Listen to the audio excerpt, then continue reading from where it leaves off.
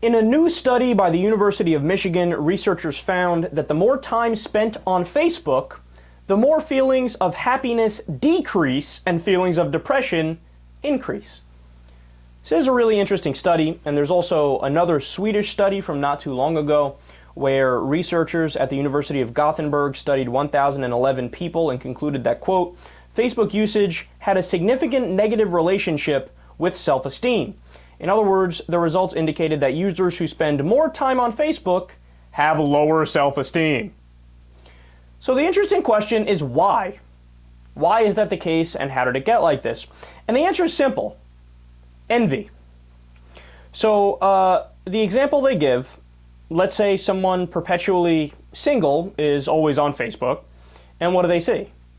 Quote, photo after photo of this person out to dinner with this spouse, here, a declaration of love to this person there, and oh, you just bought a house?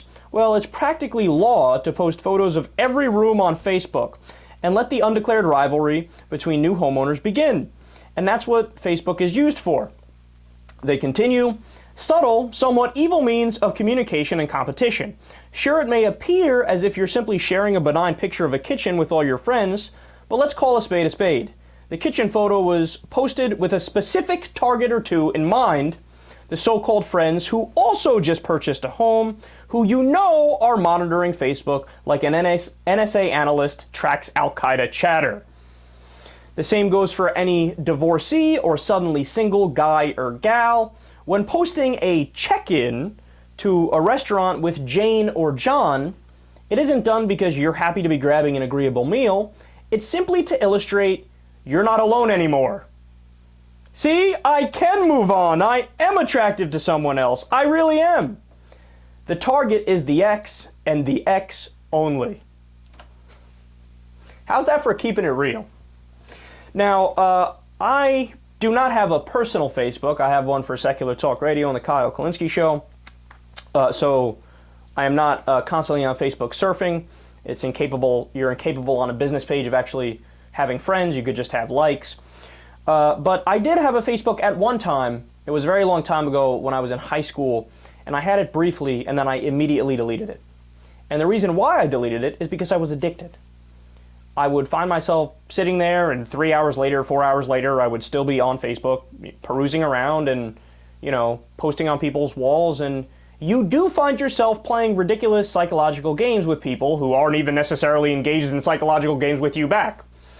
I know that the point about the X is certainly true. Now, look, I like to think of myself as a pretty regular guy. I mean, I could be wrong in that.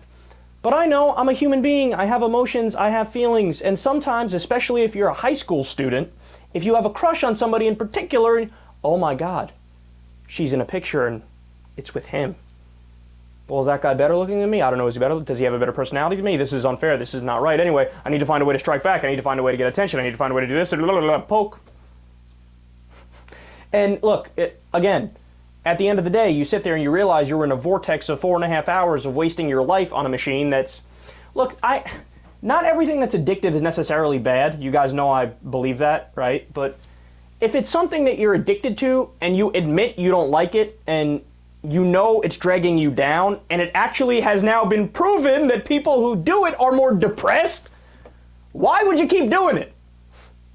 Now, understand, it's like anything else. Are there people on the margins that actually can use Facebook responsibly and can be perfectly happy and can use it in a way that's not psychologically damaging? Of course there are, and I would not tell those people to stop using it. You can use it all you want, right?